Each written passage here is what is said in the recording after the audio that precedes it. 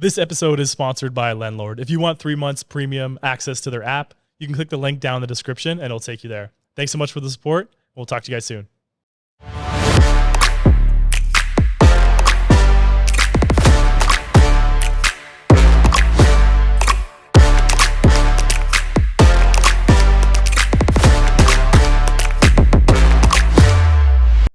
All right, guys, welcome back to the Canadian Real Estate Homefront Podcast. This is episode 25, and we have a special guest on today, Sahas. Am I saying that right? Yes. All right, we'll introduce him a little bit.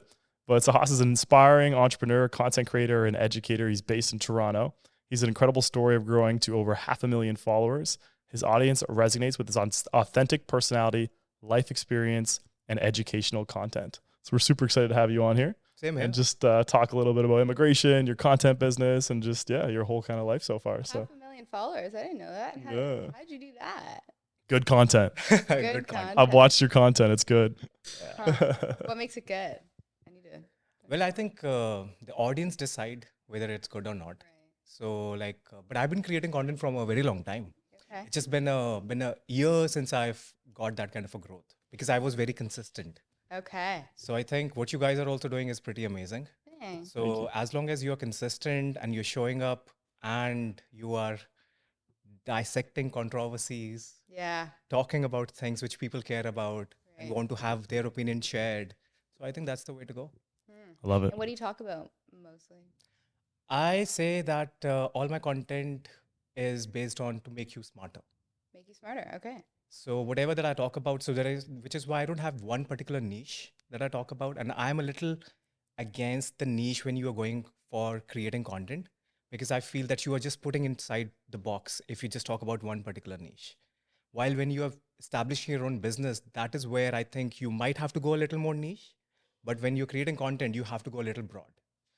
So, which is why I also like your podcast, because you're not just talking about real estate, right? You're talking about all the other aspects of real estate or like economy or all whatnot. So I think, so when you talk on the broader scale, there are a lot of potential things that you can talk about and somehow think that how you can relate with your core product or the core business that you are into. I like it. I like it too. Yeah. I think you nailed it there, because we don't just talk about real estate, because I feel like it would get really repetitive and boring. Like, we do bring in immigration, we do bring in, GDP, and you get a little bit more from our podcast other than just, what's going on in the housing market. Yeah, So. real estate is boring. Yeah. Very honest. It is boring. It's just, I think it's the aspects of like everything in Canada that make it kind of a little bit more interesting. So but no, I've definitely seen your content. So you create content, but do you create content for people? Like, what's the business behind it? Like, what runs the machine? So I have a content media agency by the name of Squid Media. And we do create content for other content creators, brands, and a lot of real estate agents as well. We help them establish their personal brands on social media. Okay. So you work with realtors too? Yeah, we work with, for some reason, like in Canada, we are working with, most of our revenue from Canada is 80% coming from real estate agents. Okay. And rest across America, Australia that we are working with, they are content creators and influencers that we are working with. Very cool. Very cool. It's a great story.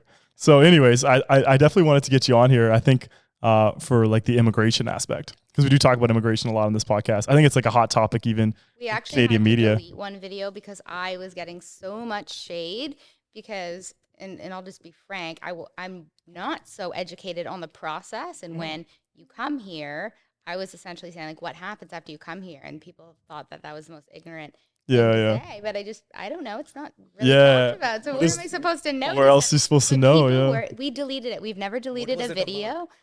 It was like us talking, and then Brooke was like, so you come to Canada and then what? And then I was like, I actually don't know. Like, I don't know what happens with the immigration process after that. Even like the process to get it. And people were just like, it's not as easy as you just come here. And like, obviously that's not what she meant. Like, that's what I said. I said, okay, so you immigrate to Canada. So you come here and then what kind of thing? And they like slashed me apart and everything was negative. We don't delete many things. Like every post will get negative comments, of course. But that one was like extreme. That was bad. I was like, let's just get rid of this one. We're just going to delete it. So it's obviously something that hits home for a lot of people. Like Canada's welcomed so many immigrants in the past. So the comments were like, it got them emotional about certain things? They were mad that I was, I guess, ignorant to how hard the process is, how hard it is when you get here. I think I'll be blunt when I say this, because I think that people get mad because they think that we're white privileged and that's why we can't talk about immigration. They don't like us talking about immigration. Yeah. Yeah. And we never say it in a negative way. It's more just talking about the numbers, the stress it has on housing, the stress it has on the system, and overall, right? But when I think about immigration, that there are two aspects to it, right? Like one is immigration itself, like working class, labor, whatnot. Yeah. But another is students as well. Like you might have seen that 100%. around 1 million students are coming to Canada this year. Yeah. 300,000 are from India. And second is going to be China. So obviously, and let's not forget the fact that, students do help in the labor shortage as well. Yeah. Because all the 14 hourly job, minimum wage jobs are being taken care of because nobody else is going to do it. For sure. So construction, everything, all of these, like the bare minimum, like when you look at the job requirements in the, like what all category, what all industries have the job requirement, there are also very menial jobs that, somebody has to do it. Yeah. And students do fill up those kind of requirements as well. Right. Which is why they increased from 20 hours a week to 40 hours for students for this year. Right. Yeah, I did see that. I saw that too. Do you think that the international students get taken advantage of a little bit by the private sector system because they pay 3x the amount of tuition and they come here, and then trying to find housing is so hard? Like even in Waterloo University, you had students going door to door asking if there was any rooms for rent. So do you think, like, what attracts people so much to come to Canada for education, or just in your case, you came here for? I want to even add to that and back it up a little bit. So from when you decide I want to have an education and you're looking into universities, I guess, in Canada, the process of getting here and how much you're given in terms of information, as far as when you get here, how it's going to look, let's back up to even when you have the thought, I think I want to go to school in Canada, how does it look and what are you told? And then, is it different? Like Cortez said, are they in the end taken advantage of a little bit? Does it look different than what's being said to you when you're still living back home? Yeah, so there are two ways to come to Canada. Like there could be many other ways. The way that I came as an immigrant, as under express entry program. So express entry is that, you have to achieve certain amount of score in order to get qualified under the express entry program. And within 8 to 12 months or maybe 18 months, you will be, there is going to be a scorecard. There are going to be results getting out. And then there's a possibility that you get the visa to come as a PR. So I came directly as a permanent resident into this country.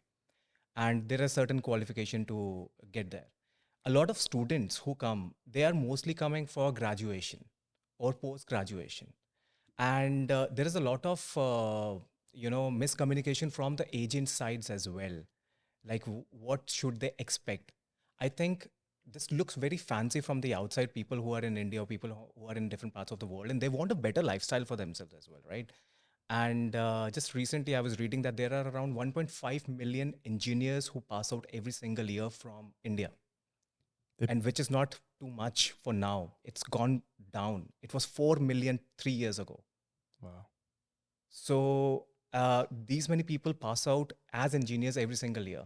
Now they have to look for opportunities where they can work, where they can probably go for higher education so that, their education seems somewhere relevant. Okay, so 1.5 million become engineers is what you're saying. Okay, so they pass the exam or whatever it is and become an engineer, but too many of them do it, so there's not as many jobs, so they need to be more specialized or go to a different country. Is that what you're saying? Yeah, a lot of people go to different countries for post-graduation, maybe because that will help them to get a better job. So that is also what is happening, because the job and the number of engineer ratio is not making sense at this point of time, even in India. There are less number of jobs in comparison to so many number of engineers. So the quality of engineers are also not coming that much. Right. So, like for example, there is one like everybody knows about Harvard, right? Harvard's University, Yeah. Harvard, MIT. Yeah, Harvard. Yeah, Yeah. yeah. I told you I'm going to No, suck no. at pronunciation. No, it's Yeah, no, okay. no, Yeah, I yeah. completely Oh, you got it. understand. You got it. So Harvard. Then there are so many like similar to Harvard. There is IIT in India. Okay. So to get into IIT is like just 5% of the like students who could apply could really get into IIT. It's very, very difficult to get into that. Okay. So similarly, like there are 6,000, more than 6,000 other engineering colleges as well in India. But it's very hard for people to get a job even once they are graduated from those colleges and then go to find a job and, get a good lifestyle for themselves. So which is why people look for a lot of opportunities outside of India as well. That is why this has been the year with the most number of people going for studying abroad or going out of India from for better education or better immigration, like finding a work.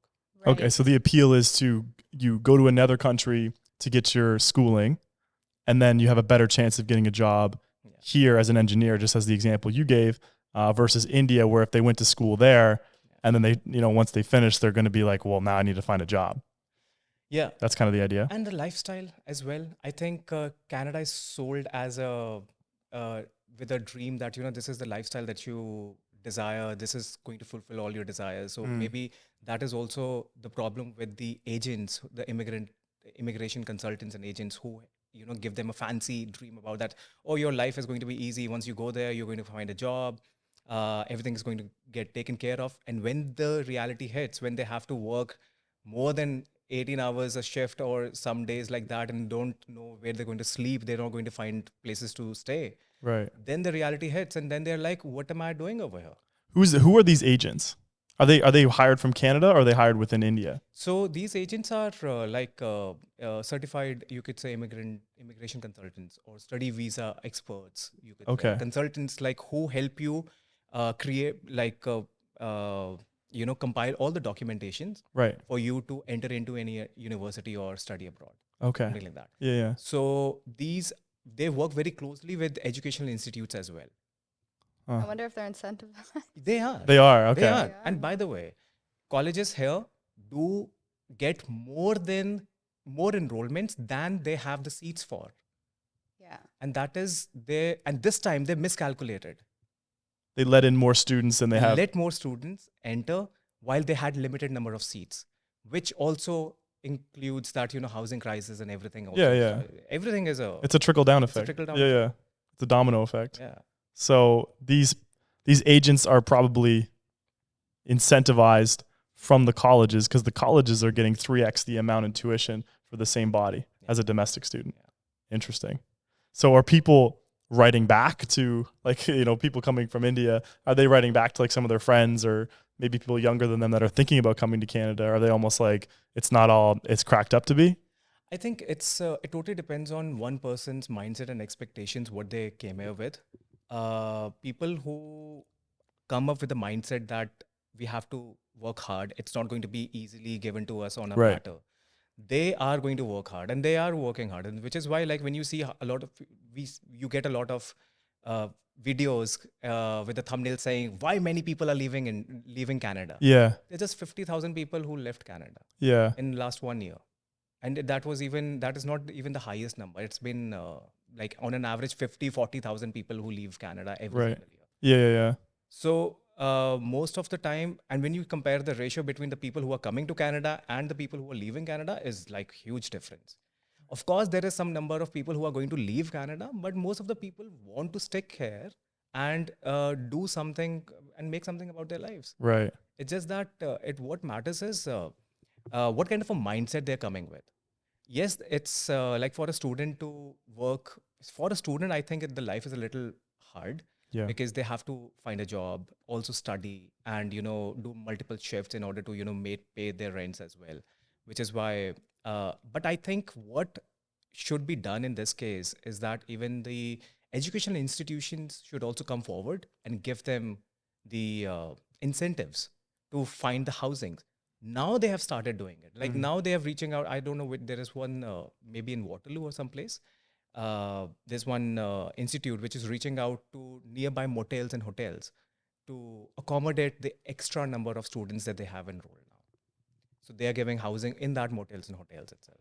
Okay. But this should have been thought before. Like the infrastructure is not there, and you're getting so many people out there. Yeah. You have this mess of a housing market. Over the top, that educational institutes earn $26 billion from this international students. 26 billion with a B. $26 Wow. billion. Where is that all money going? Yeah. Where does it go? Yeah. It's a good question, right? Like I think it's okay if some colleges fail. Yeah. I think it's okay to let that happen. But the way I think they're making up the delta, if they are having any sort of failure, is by attracting more international students who are paying 3x the amount for tuition. It just makes sense. And there is also like Tom, Dick, and Harry colleges here. Yeah. Like every nook and corner, you'll find a college, and they'll just have and people, and that's what is the problem actually.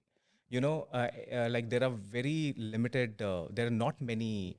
The criteria is not that big of a criteria for somebody to open a college, and that with that criteria, a lot of people open the colleges, and immigration consultant and student visa experts, they get students enrolled into those colleges as well. Right. Everyone's incentivized, and the students left paying a lot more money to come here. Yeah. Then students have no idea that, maybe they'll have to work on money jobs, not just everything is going to be like cash jobs. Cash jobs, yeah. Under the counter. Under the counter. Wow. Interesting. That is really interesting. Well, so it sounds like getting an education in India, as your example, there's just too much competition there. So unemployment sounds to be very low in India, is what I'm gathering. Or is it just for engineers? Or it's very hard to say that. I don't know exact numbers of India in terms of unemployment, but I'll say that India is one of the biggest population. Obviously, the biggest population. In exactly. So obviously, the number is going to look like very huge when you think about that. Yeah. Because not everybody's living in urban areas, cities. A lot of people are living in rural areas, where there might not be much opportunities out there. Right. So, yes, unemployment possibility is there, that the unemployment is going to be more. But I think what I feel personally, that India is changing a lot. Mm-hmm. What it used to be earlier is not what it is today. Okay. India is coming out as a very, very powerful nation. And not in terms of like even if you see as like it is like fifth largest economy in the world today. I didn't know that. Did you know that? Yeah, it's growing like a weed. Well, we were talking about that one time, that it's growing, and we had some comments that I also got shade for about India's government, but a lot of people were in support of how the government is building the economy. 8%. Yeah. Okay. Absolutely. They've grown 8%. Oh, the unemployment rate's 8%. Higher than us. Well, I guess obviously. Yeah, but they have a billion people. I feel like it's not too bad. No, it's not too bad. I feel like with the amount of people in India, it would be higher. Yeah. Why did you move here? Living standard, better lifestyle, better opportunities. I think everybody has this kind of a mindset when they're looking for something big and better. Yeah. And some people get duped in that, and some people are able to find that kind of. Was it the same experience as your initial expectation of Canada? I would say that I was taken down not by the same reasons, but in terms of security over here, the safety. You know what? I keep hearing that from people. Yeah. Talk on your mic. I don't like to talk to my mic, apparently. I keep hearing that, like, my tattoo artist came from Turkey, I think, and she was saying how she likes it here, but she's thinking about moving to the States. And I'm like, why? Is it work kind of thing, you would assume, and the cost of living? And she's like, no, like I'm too fearful in Toronto. And I'm like, But go to the States and you expect it to be better? Yeah, but that's interesting. And how's crime then back in India? It's not about the crime. It's about the safety measures and the infrastructure to support these many immigrants. So think about it in this way, that when you go to the mall, when you go to the subway station, there are not even single metal detectors over there. Why isn't that mandatory over there. So to not allow people with firearms or that kind of stuff. Absolutely. Like in India, every place you go, every mall you go, every public transportation you go, there you have to pass through metal detectors. There is BSF, there is army officials, there are police, Everywhere. every important places, subway stations, everywhere. You have to go through that checkup, or else you're not allowed. Even the nail cutter is not allowed. And over here, like I still remember. So which is why I was like, did I do a good job? Did I take a good decision to come here? Because what happened? I came in June in 2019, maybe to 10th June. And after a week, I was in Eaton Center Mall. And I was at Apple Store, and you know how Apple Store is always crowded. It feels like there's a carnival going around. every day. Yeah. And I was there, and I heard a gunshot. And and I was towards the exit. So you see that this is if this is the entrance, exit is on the other side of where it goes to the stairs. So I was near the end of that exit, and 150 people started running towards me. And I was like, what's happening? And then my friend and I, we were together, and they started running all over us. I don't know how, but I was able to hold her hand. Otherwise, everybody might have just, Trampled over. tripped over. Like, she also got a lot of hurt. I lost my spectacles, I don't know what not, couple of things over here and there. It was a stampede. And that is during the Raptors match when they won. Oh yeah, when they won the championship. Yeah. Was it- Wow. Interesting. I didn't hear Yeah, I didn't really ever think about that in terms of I, Canada. Like I just going to the mall freely. I never think about. I understand where you're coming from. I would be so against that, though. I would be so against metal detectors and army officials outside of any public place. I would just be Yeah. different to us. Yeah, it'd be very It will different. be different for you. Yeah. That I understand. It's not like I am against you and your Yeah. opinions on safety. I just think that that's like extreme. It's like, Yeah. I don't know. I would. Well, I think feel crime like has gone up a lot I in feel Canada. Like, I don't know. Yeah. Yeah, I understand your viewpoint about this, but it's also important to understand that, with so many immigrants, because, almost 100% of labor force is made of immigrants right now. And we have to understand that, Canada is going to have around 35% of population, which are not going to be Canadians by 2030. And which means most of the immigrants are going to come here. And we have to have those and you don't know what kind of a backgrounds are they coming from. So the crime rate is going to increase. The, safety measures has to be there in place. The infrastructure also needs to improve. So you don't know. And also, like, there is some percentage of refugees, there's some percentage of immigrants, there's some percent of students. You don't know because you're calling all the cultures all around the world to be a part of one country. So you need to have that kind of infrastructure and the safety for them and the people who are already living here, which is not there yet. Interesting. Yeah, that's good. That's a good point. I think also with the opioid crisis that we're seeing in these 10 cities, right? Like you're seeing people addicted to drugs. I saw it the other day. I'm walking through Liberty Village, just a guy really high on drugs, and he thought someone was chasing him, and it was just sad. It was just heartbreaking. But yeah, it's very heartbreaking. Yeah, to but see that guy can just get on the subway. That guy can just go into a mall, and who knows what he thinks he's seeing, right? Or My wife finds it very hard to travel through a subway, or she'll never go because there's somebody who is bonkers and trying to do something here and there.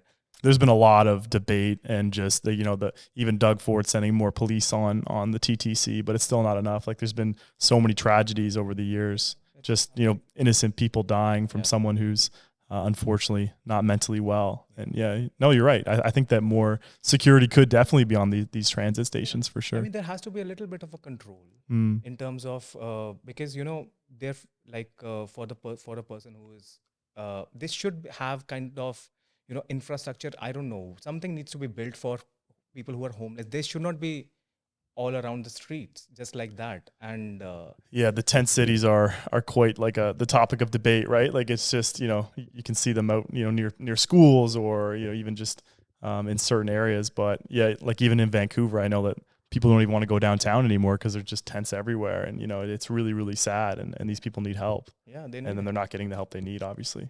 Yeah. So something is definitely not working out. So they need to come up with a solution around that.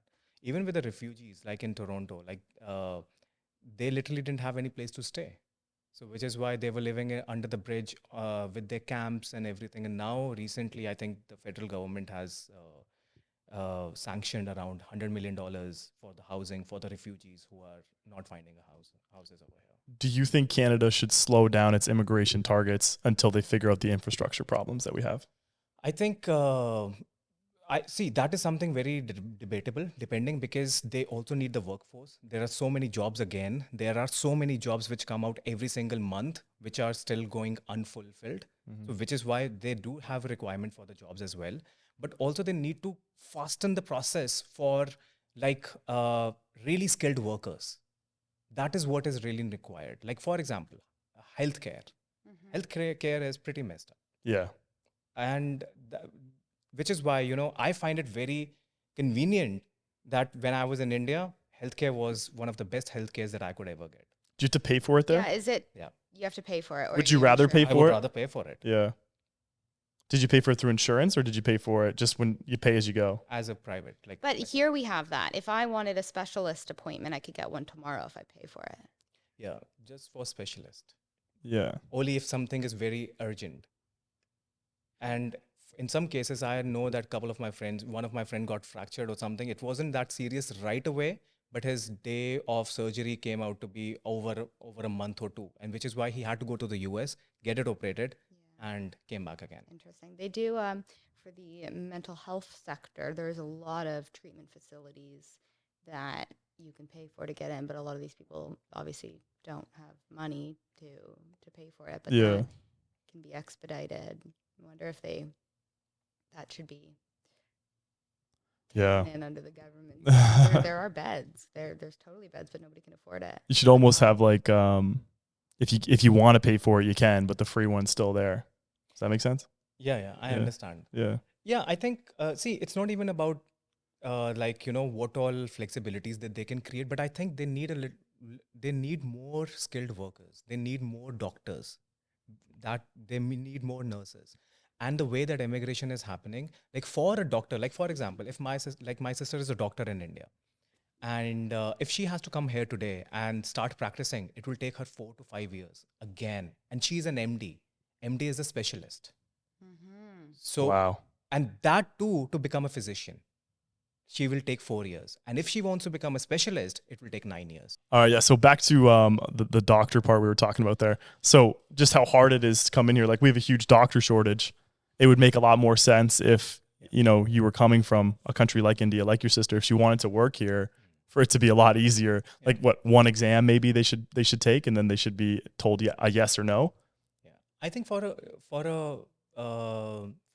skilled worker, like a healthcare worker, it has to have some kind of a express entry or certification, that kind of thing, which should not take more than 6 to 8 months, because they're already professionals. They're already doing this professionally, like a doctor. Yeah. And their degree or their any kind of a certification should be valid across the globe. This is what I feel, because a Agreed. doctor who is in India, who is still, delivering babies, is still going to deliver babies the same way over here as well. Right.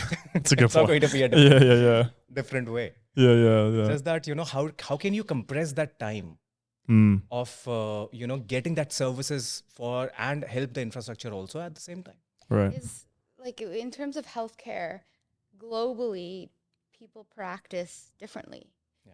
Though, so in Canada, procedures and ways of treatment might be different than in India. Right. So I can see why Canada wants anybody from Another country. overseas to be following the same procedures and methods, even like different. Like I'm sure the insides of hospitals will maybe look the same, but even the tools and everything used and the technology for the whatever the case may be, I'm sure it looks a lot different. Yeah. Especially if we're comparing one country and then another country completely across the world. Like countries are in different states of. I guess the counter is, why would it take 4 or 5 years for someone to do I'm not saying it's the same job, but a doctor in India coming here, taking her 2-3 years just to come be a doctor in Canada. Wouldn't we have a shortage? Right. We need them. I wonder why that is, because if you go to England, if you go to like most places in Europe, actually, if you go to the States, Australia, you don't have to do it again. You can come back with that degree and practice here with like way less time. I think you can use that degree towards working here. A lot of Canadian students go abroad, get their doctorate, and come back. They come back. Yeah. And I mean, maybe you're not able to start right away, but maybe they're comparing methodology or something, because I know somebody that went literally to England to get their medical degree because it cuts it in half by 4 years, then comes back as a Canadian. Well, I guess he's a Canadian citizen, but still your schooling is from outside of Canada and is able to work. So I wonder if they are measuring different countries differently. But like I would say, like in terms of England, I think it was still Canada and England would be still counterparts. They are not different because it falls under Commonwealth. Yeah, good point. So I think like a lot of people from India also go abroad. They go to Russia, Ukraine for getting their doctor's degree, Germany, and then come back. So that like a lot of people even go to the US for that. But I think the requirement what Canada is trying to fulfill is that the Canadian native population is getting older. Mm-hmm. So which is why they want more worker class. And to fulfill that gap, they need to find ways to compress their time in order for them to start working efficiently as quickly as possible. So in that case, healthcare is one of the most, and during the COVID, like you know that how bad it was. Yeah. A lot of nurses, a lot of healthcare workers, they were working 24/7. Yeah. And they had to quit right after that happened because they could not do it anymore. What kind of a mental stress they had to go through. Mm-hmm. Because the infrastructure, the kind of people they needed was not there. Right. Yeah, it was a failing system. It still is a crazy system. I talk to anybody.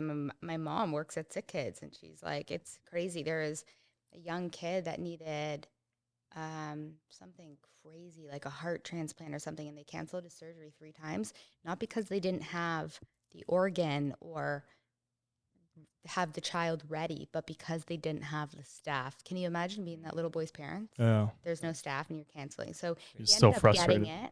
Thankfully, all is well. But can you imagine? It's just you've been waiting. You need a little heart transplant to stay alive, and you just sorry, no one's here. They need more people. My mom's always saying how she's running around like crazy because it's just her and somebody else, and she's going from room to room, and it's just it's not sustainable for her. And it's changed over there. She's been there for 25 years. And now, and since COVID, I guess it's been absolutely nuts in terms of how many more people are needed to function properly. A lot of stress on the system. So let's kind of pivot here to your business. So you came here and you said that you applied for your business license right away, but you also went to George Brown, right? Yeah, I went there for a day. Well, for a day. A lot of business people drop out of school. I dropped out of university. Yeah. Oh, you did? I should have. But didn't. I completed mine. So I'm a computer engineer though. So like. Oh, okay. I'm like, yeah, I'm a dropout. You're a dropout. You're a dropout. Like, no, I'm a computer engineer. Engineer. Okay. So you studied in India. I studied in India. And then you came to Canada. I studied in India. I did did start my business back in India. Like I've been into my own business from the last 6-7 years before moving here. But when you come to a new country, it's not a new city. Where did you walk us through the process of like you got off the plane, then what happens? Where'd you go? Where'd you live? Yeah, you packed your bags. What happens next? Yeah. You're on a plane. You've never been to Canada before, and you're like, I'm going. Tell us the whole story. So the first thing that I did was, so like when you are even before that, you are a little paranoid, not little, very paranoid. Okay. What you're going to do with your life? Yeah. Is it even going to work? Right. Yeah. Right. I was 32 years old at the time when I landed here, and I'm already mid-life. I was thinking that this has to work. Yeah. There's no other way. So there's no turning back. There's no option. There's no turning back. So when you come with that kind of a mindset that it's you got to build it, and so when I came here, I thought that even before coming that, how can I prepare myself to make my career as quickly as possible? So couple of options come to your mind that, okay, you can do a couple of things here and there, like drive Uber, this, that, and that, just to, meet with regular expenses. But you also think about, okay, can you get a little bit of an education in order to get more Canadian experience, Canadian studies, and then maybe you can get a better job. That's why I got myself admitted to George Brown, Okay. just to have a safety net around me. Ki nothing works, I'll go to study, I'll do something, and after 2 years, I'll get a job or something. Right. But the moment when I Did you have, sorry to interrupt, did you have a lot of either savings or that, like, No. coming here, were you? I would say that we are very blessed when it comes to our family and the way that we are brought up. That your family helps you a lot in our case, and especially when I'm coming from a business family, it's never been like I had to take any decision on my own. That's So nice. a lot of times that your family comes and and that was one of the actual reasons that I wanted to take a step on my own. That I know that you have done a lot for me, but let me do things on Yeah. my own. Right. Yeah. So I wanted that freedom also. That no matter whatever life choices that I'm going to make, and some are going to be success and some are going to be failures, but let it be my failure. I don't want to later on in Yeah. life I tell you that you're responsible for this. So this is one of the reasons that I took this step and I came here. I didn't even tell my parents that I dropped out of college for 3 months, 4 months. And then I started working in car sales. Nice. And that's where I got a little more exposure and experience and confidence, Nice. talking to people. And that's where I thought that, what kind of a skill can I develop in order to get fit with this culture as quickly as possible. Yeah. I drove Uber and I worked at a car dealership. Hardworking guy. Yeah, that's Yeah. awesome. Good for you. And at the same time, I started my digital marketing company. Then I started working with my car company itself, started doing their marketing a little.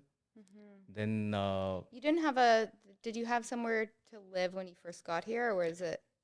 so for a month, we booked an Airbnb. Got it. We don't have any family here, direct family. So a lot of people some people who come, they might want to stay with their family, their cousins, or somebody they know. We stayed at an Airbnb for a month, and then we started looking for a apartment. It's very difficult to get a condo, especially when you are new immigrant, because there's no history. Yeah. So in our case, we were able to finally get a studio. Okay. So my wife and I, we stayed in a studio in the same building that I'm staying right now, Oh, nice. but just moved to a better, not just a studio now. Yeah. But that's where it was difficult initially to find. But we were like, I don't know about others, but I would say that I didn't want to go to Mississauga or Brampton, very honestly, and live in a basement, because I feel your mindset, the place that you're living in is also very important for positivity that you get in your life. So I call it that it's a happiness tax. Yeah.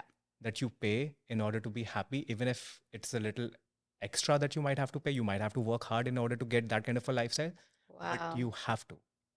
It's a My good point. CRA call today is my happiness tax. That's a good way to frame it. Happiness I'm tax. pissed about it, but it's my happiness tax. Thank you. I'm adopting that. That's a good one. I'm I like really that one. adopting. All right, our last question here. Where do you see yourself in 5 years? Still doing the same, Yeah. but maybe on a different level. I don't know. But Scale it, more employees, yeah, more clients. more value, more education, growth for everyone. I'm a very much believer that whoever is working with me, I want to see them as leaders, and in whichever capacity that I can help them become one, that is one of the biggest accomplishments that I can. That is so cool. That's I amazing. like that saying leaders create more leaders, not more followers. Don't have more followers. Yeah, that's good. I like that. Awesome. Well, where can Very people cool. find you? I'm on Instagram, Yeah. Sahas Chopra. Sahas Chopra. Yeah. Okay, We'll amazing. put a tag Yeah, we'll so definitely that- tag him down yeah. below. Yeah, awesome. Wow, that was That's a good one. honestly, now we can talk a little bit more about immigration Yeah. without people firing Just their firing at hate us. me Yeah. because I didn't know. So Airbnb is a solution. It's a solution. Yeah. Because I did hear sometimes the government was giving money toward rent sometimes. I Yeah. didn't know. So now I'm more educated having spoken to you today. So Yeah. I appreciate Oh, it you was coming good. on. I really do. That was quite interesting. There's to got a me. lot of insight for a lot of Yeah. people because I think a lot of people are so confused about immigration. So Honestly, yeah, that it's good. I was like I didn't even speak on it. I was so Yeah, engaged very with what you educational. were saying. I really Yeah. appreciate it. I'm just talking about from my own personal experience. I know. I'm and not it's- even saying that, this is how it needs to be done. No, 100%. But I would just say that, what worked for me might Totally. work for some people, might not work for Yeah. other people. But yeah, there's always, if you come with a positive mindset that you have to nail it, you have to do it, you will do it. There's no other way. No option. There's no option.